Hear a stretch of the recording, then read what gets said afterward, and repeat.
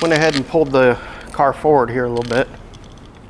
Going to start pulling the motor on this thing. So, like I said, not a lot of stuff to undo in order to get this thing out, because basically it's already most of the way undone. So, not a lot to play with. Oh, that's a oil pressure sending unit. I'm gonna get that off. So, yeah, let's throw the video into high gear and pop this motor out of here.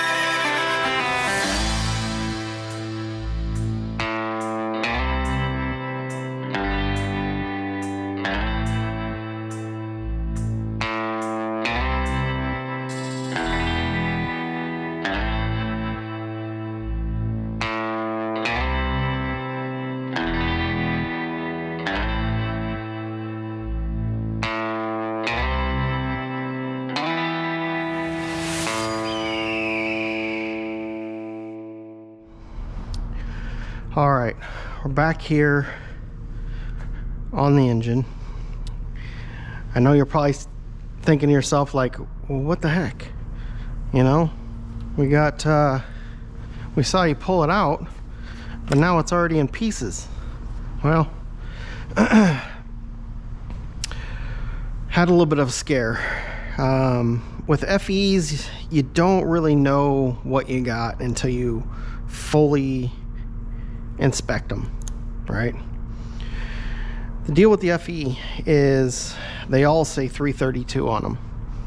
Or no, sorry, 352, right? 352, yeah, 352, which I have a 352 FE in my 65 hardtop. Doesn't mean anything because it's apparently the 352 series engine. All right, got it.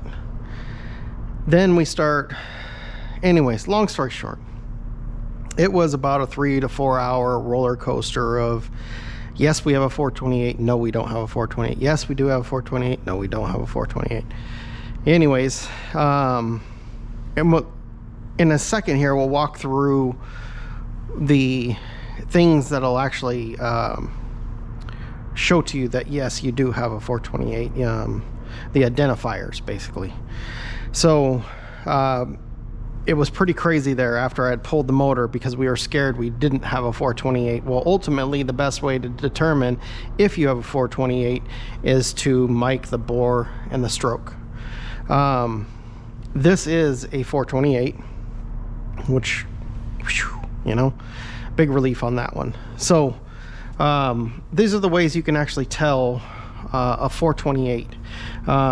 First of all, the bore and the stroke of the cylinder. So that's important.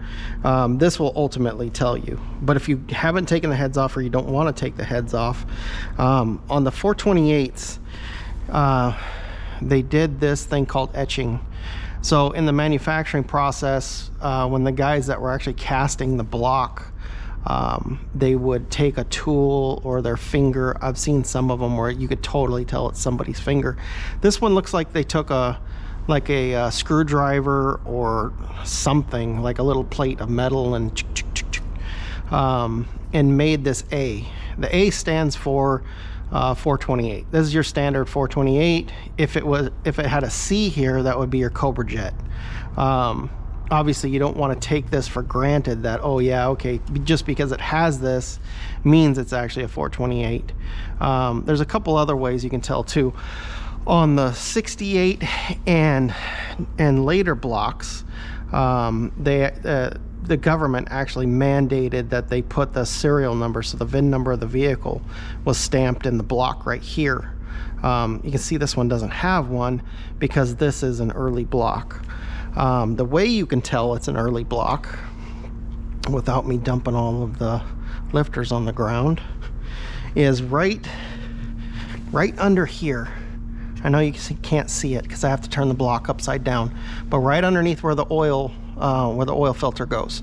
So right here, there is a casting, and then that casting tells you the year, month, and day that this motor was manufactured.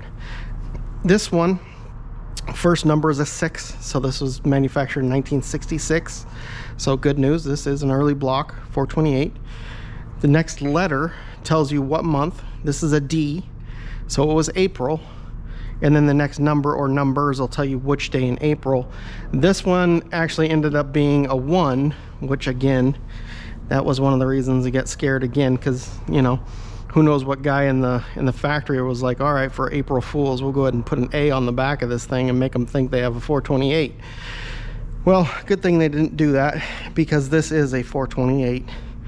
So couple other identifiers. On a 428, you can look in the coolant passage.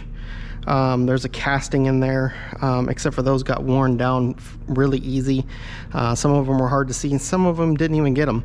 This one can't see, so either it never got it or I just can't see it. Let's see, what other identifiers?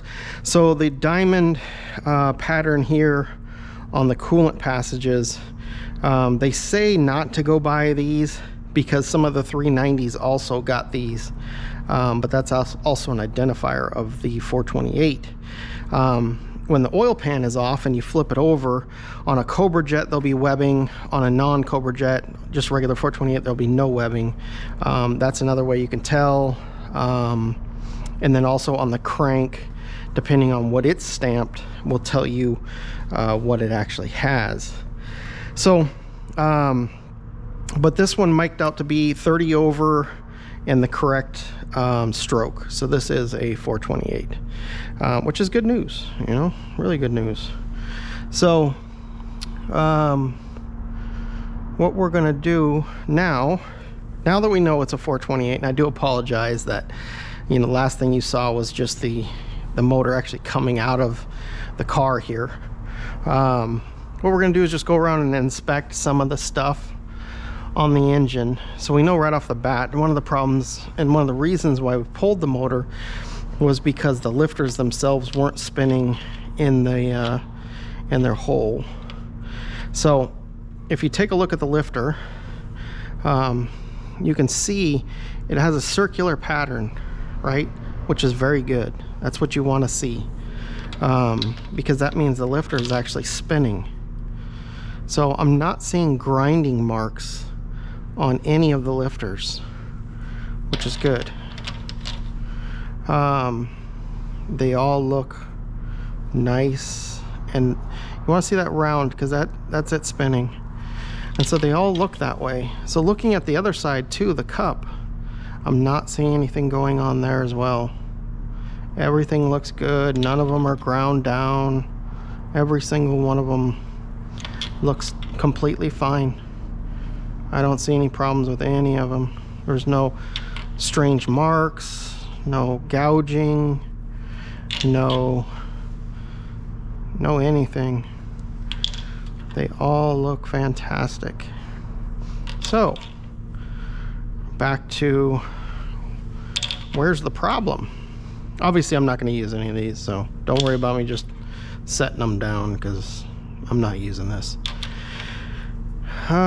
Because why would you? I mean, you're not talking a lot of money to change a camshaft, and we're not done tearing this thing down yet.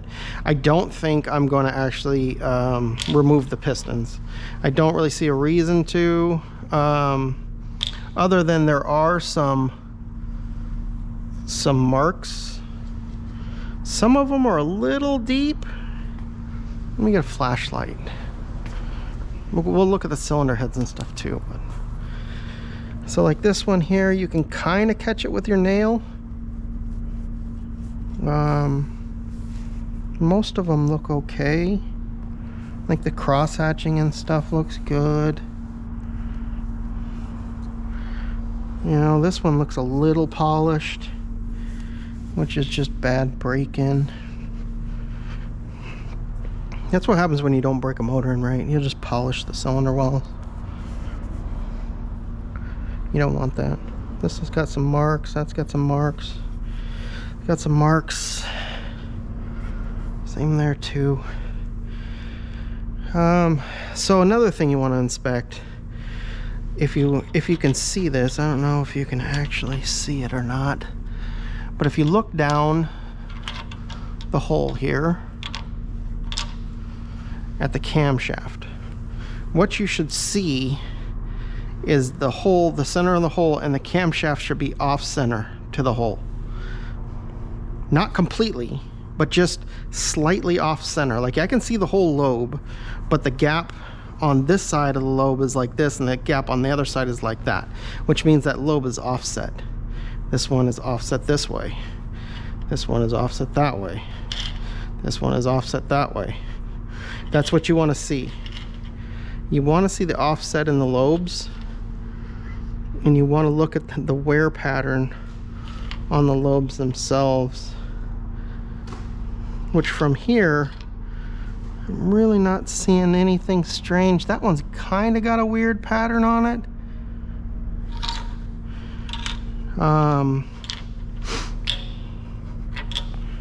Let's go around to this side. Take a look in here. Looks okay. Looks okay. It's more, this one's more worn on this this side of the lobe than it is on this side. That was the same with the back one over here. That's why it looks strange. I don't know if you can quite see in there or not, but they all, none of them really look horrible. This one too, it's got wear kind of in the center but not on the edges. This one's more worn on this side. You see this side's not worn at all. And those two, the wear on the cam is a little strange, but not really strange enough to give me any kind of you know, cause for concern. Motor's pretty new, so that's interesting. So what I did was to measure the bore and stroke. I put #1 cylinder at top dead center. Of course, with the head off, you can just put your hand on top of the piston and then rock that thing back and forth until you find that high point. So I know this is on rock over, and this one's all the way down. So then you would take a micrometer and you would measure that little lip that it doesn't come up, and then you'd measure down this hole right here, subtract that lip from that measurement there, you have your stroke. This is 3.98 if I remember correctly. So one of the things that I found when I did that, put number 1 on top dead center, so you would expect the harmonic balancer to be on 0, except for, let me get a pokey tool so I can show you here. So 0 is actually right here where the pokey tool is. This is 4 degrees. Now what that tells me is the harmonic balancer itself has slipped on the ring. The balancer doesn't look bad, but that doesn't mean anything. The balancer itself has actually slipped. Somebody's put a white mark there. I don't know if it was me or the guy who owned it before me, but it was probably me. It's probably marking 4 degrees. I think that's 4, right? Yeah, it's 4, not 8. Oh, no, it might be 10. Maybe that's 10. Because there's 20. There's 20. There's 30. Yeah, that's 10 degrees. Sorry. That's 10. So it's the balancer slipped, which is not going to cause any issues with what we're trying to deal with here, but it does cause an issue. So, still have not found what's wrong with this engine. Of course, the buildup and the piston stuff look okay. This one here is washed out, mainly because this cylinder and this cylinder here, they were sucking oil from the intake. I had fixed that a few months back, right before we took the car offline altogether. So it really didn't have a lot of miles on it. This thing was really sucking oil, which kind of just, I think, just kept the piston clean. You can see the gaskets and stuff we're sealing nice. Everything looks good on the block. Cylinder heads all look good. Let me get a flashlight. Where's, oh, right there, right by it. So cylinder heads all look good. I'll probably, I'm gonna do one of the viewers on that last video recommended a roller cam, and at first I was like, yeah, you know, it's kind of overkill for this motor because I'm not really going for high RPM, high horsepower. You can see these back cylinders really got some oil in them. But then I was thinking about it and talking to the owner. The owner's like, yeah, put a roller cam in it, why not? So, you know, now I'm looking at roller camshafts. So to whoever recommended the roller camshaft, yeah, that's what we're gonna do. We're gonna do roller camshaft. So, and the one that I'm looking at requires a spring replacement. So I'll do valve springs and roller cam. So that'll be pretty cool.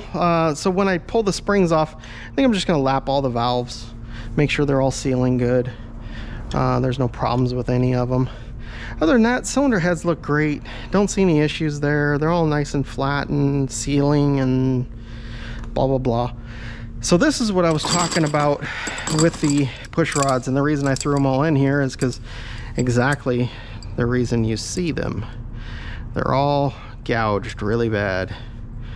That's because all of them were rubbing on the, actually these go through the intake manifold. They go through, oh, right here, sorry. They go through right here. So they were actually gouged and running on that intake manifold. Only do, hopefully you guys could see that and this wasn't blocking your view, I don't know. They go through here.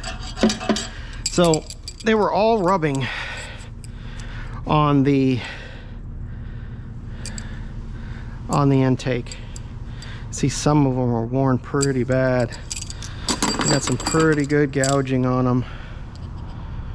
So obviously I'm not going to run any of these. I really haven't checked them for flat.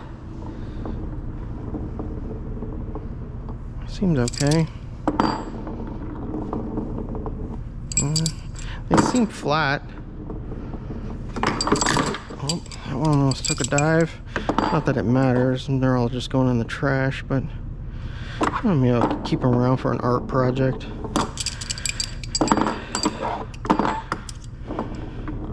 Yeah, they all seem flat. They just rubbed really bad. They're catching because of the cart. So we saw that and you're like, wait, that one's catching. No, it's just a cart. Not really rolling them on a flat surface, you know. That's fine. So the other thing too could be the cups, which the cups look okay, or the balls, sorry, not the cups. I'm not seeing any oblong worn balls. You don't want your balls to be oblong. Oh, shit. And then the cups. Cups, you know, wouldn't expect those to be out of whack, but so then the other thing too is there's actually different ball sizes.